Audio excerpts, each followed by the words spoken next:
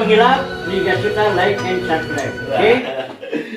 Assalamualaikum warahmatullahi wabarakatuh. Waalaikumsalam. Sampurasun tepang deui sareng channel Kadayana nya Talingga Sunda. Kalesan ayeuna aya di Padepokan Kabandungan sareng Eyang Tio, kalesan pemimpin Padepokan Kabandungan dia banten ya nya. Lumayan gampang ya? Alhamdulillah.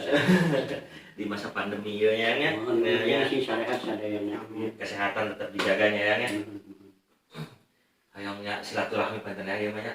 Silaturahmi hayang terang awal mulana paniten berdiri Padepokan Kabandungan ieu paniten. Ai awalna terbentuknya Padepokan Kabandungan kapungkur. Ya lemur teh namina teh memang lemur Kabandungan kapungkurna teh. Cuma terbentur panginten di era masa penjajahan Belanda di Robi janten Cisasak. Nah, kesepakatan para tokoh-tokoh sepuh di dia kalesan abdi lebih cenderung seneng karena dunia-dunia anu kaitanana sareng adat, budaya, sejarah, kumaha sora abdi teh ka sepuh-sepuh teh. Upami ku abdi nami lemur Kabandungan kapungkur diangkat deui dijantenkeun nami Padepokan Kabandungan. Kaleresan waktu harita teh Pak Bupatina Pak zaman Pak Don Murdono ingin gelar di Kementerian Sumedang dijantenkeun SPBS Sumedang Pusat Budaya Sunda. Nya bi langsung ngadamel Padepokan bagi kaina dinamian Padepokan Kabandungan. Tapi ya restu ti orang tua anu aya di lingkungan ieu gitu.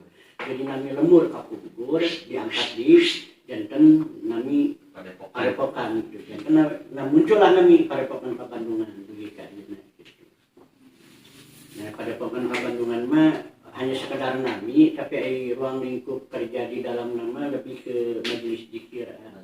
Mohon kegiatanana paling abdi gaduhan murangkali akan lebih santri mun bahasa pesantren mah nya santri-santri rehabilitasi mental kitu nu panginten murangkali anu kecenderungan lebih ke korban-korban narkoba akan lebih broken home lah cek bahasa barudak ayeuna mah nya dibinana di dieu direhab gitu.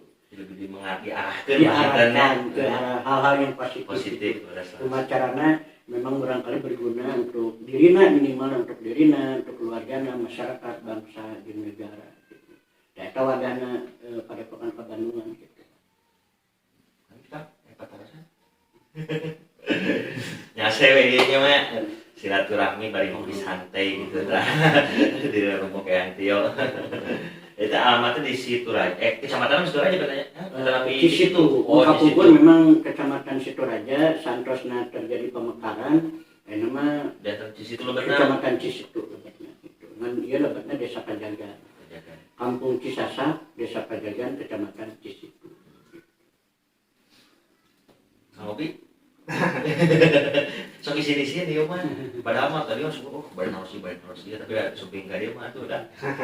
Ya kan bari silaturahmi. Kamu kieu abdi teh masih bingungnya kan di kala anak-anak atau remaja, khususnya zaman ayeuna mah zaman tuari ya. Sok aing nyarios mau motor nya cenah ningali nu ngalewat ya mah. Punten aya nya kan tapi sanes ngabahas tentang mistis nya sanes. Tapi pembahasan dia teh nu jadi pertanyaan lagi apakah penglihatan batin memang nyata dan apakah itu cuma sugesti atau halusinasi ya? Intinya lebih ke biasa nama orang sapatos gitu teh mencek orang Sunda mah ngalamun ya. Ngalamun lebih identik alam bawah sadarnya yang bekerja. Jadi di luar kesadaran.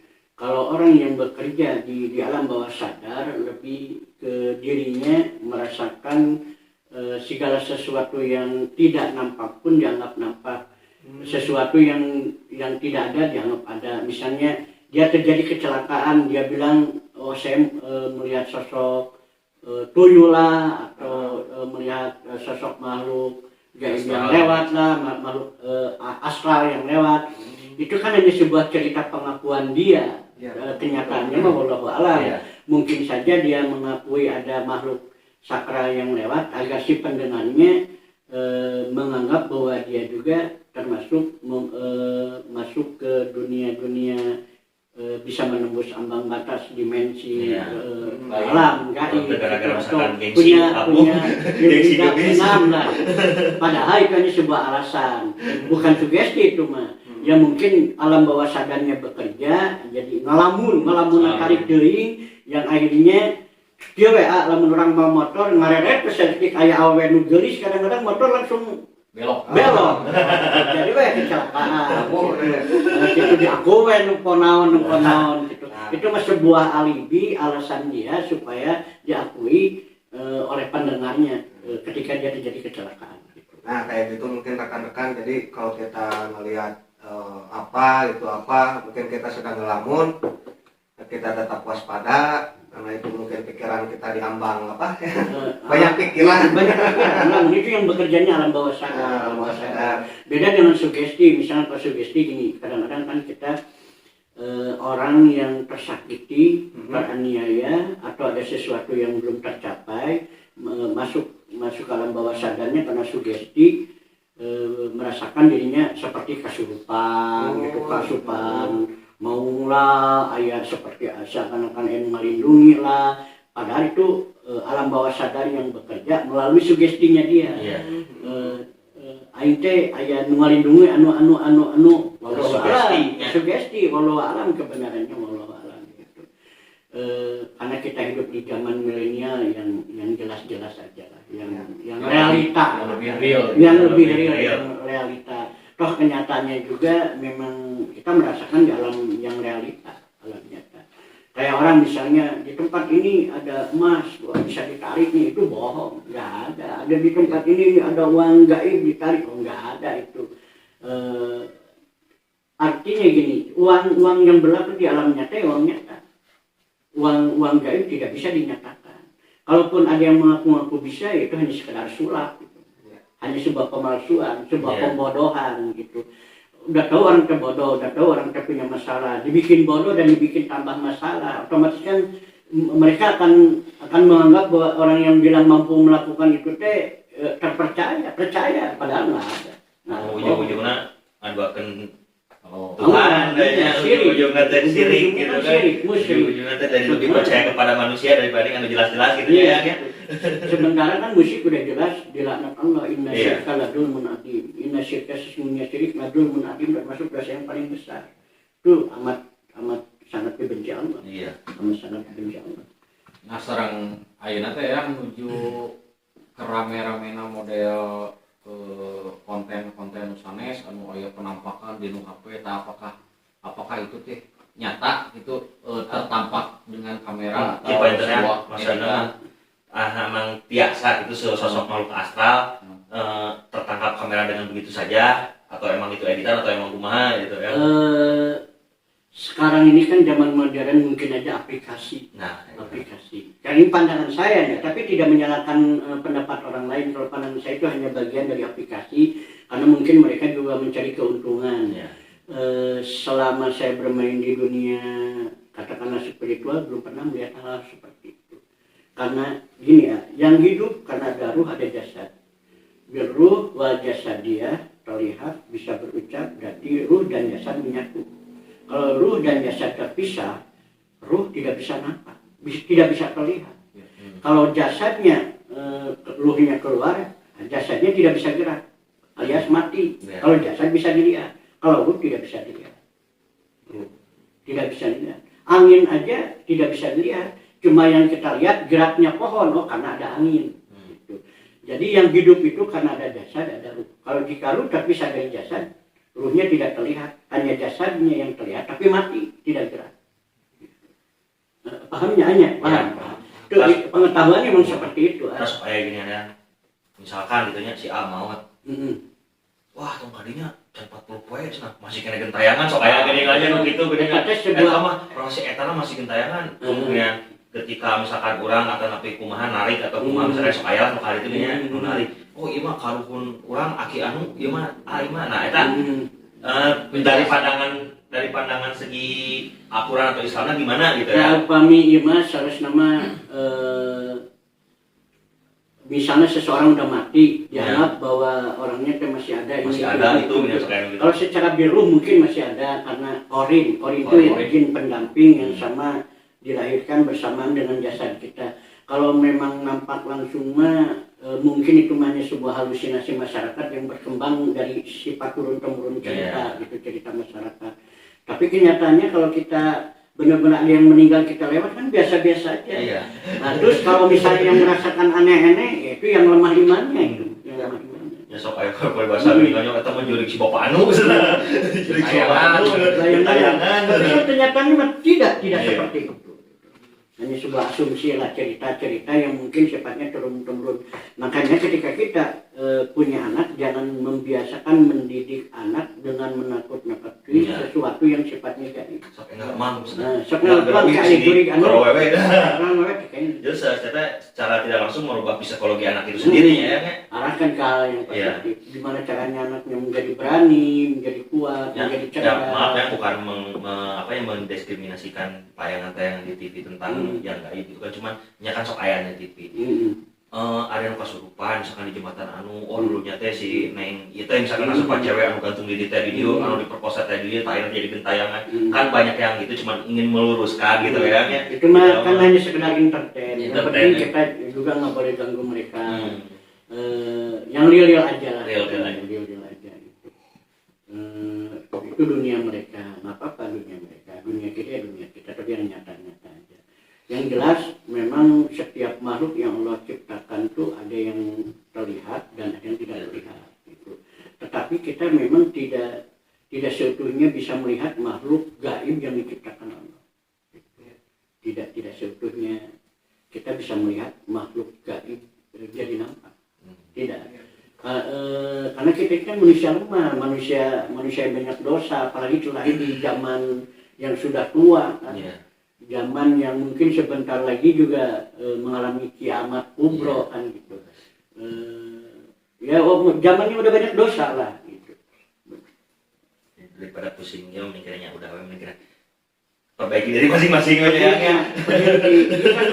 Introspeksi diri aja. Gimana caranya kita memang bisa bangkit, bisa usaha yang baik, bisa bermanfaat. Minimalnya untuk diri sendiri, bermanfaat untuk banyak orang gitu.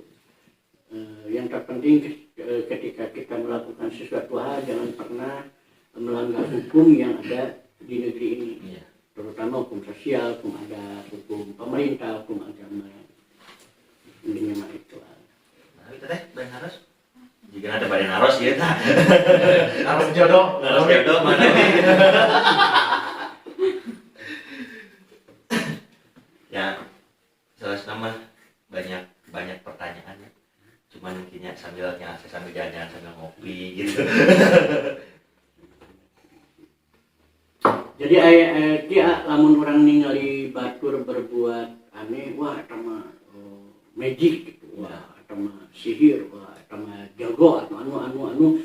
Kalau manusia lahir di era sekarang sakti, dunia itu hancur. Tapi munculnya kesaktian dia sebenarnya karena pengetahuannya dia.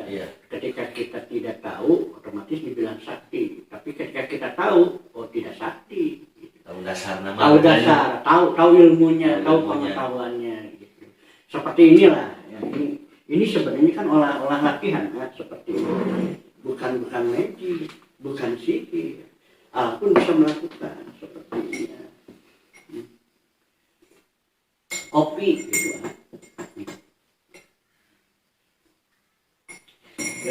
bukan magic, bukan sihir, tapi memang kalau kita memang sudah mengetahui keilmuannya kan prosesnya memang akan berbeda.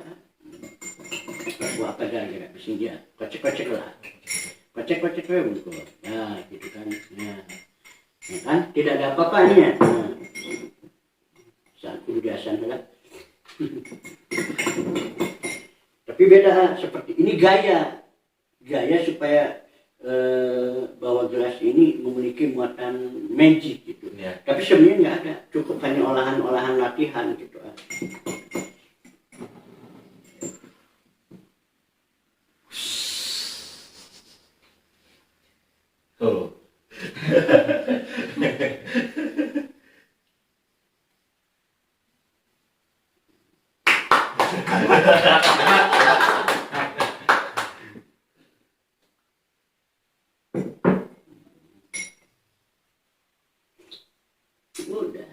HP.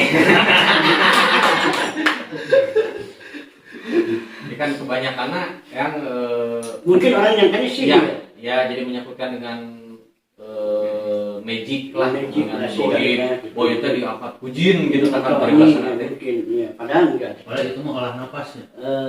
Memang latihan, kita latihan, mempelajari dengan pengetahuannya. Pun bisa sebenarnya asal mau latihan. Inti nama ada latihannya ya, Ada latihan. ada triknya, Ada caranya, ada triknya. gitu Seperti kan. orang kenapa 9 tambah 0 bisa jadi 9. Tapi yang jumlahnya 9 bukan hanya 9 tambah 0 aja. Bisa aja 2 tambah 7 juga jadi 9. Itu kan matematik, pola pengetahuan yang mungkin harus dipecahkan. 1 tambah 8 pun 9, 5 tambah 4 pun 9 gitu. Kita juga tidak boleh menyalahkan orang lain, disesuaikan dengan pengetahuan yang mungkin mereka gali. Yang terpenting tidak saling gontok-gontokan lah, itu pasea lah ya orang Sunda mah gitu. Karena masing-masing sesuai dengan pengetahuan masing-masing. Gitu. Lebih cenderung ke menghargai lah. Ada porsinya Porsi masing-masing lah. masing-masing. Jangan sampai salah masuk kamar orang aja. Iya. Bising bahaya masuk ke kamar Kamar orang orang. mana? Tuh, mau Pak nanti lah ada channelnya Pak?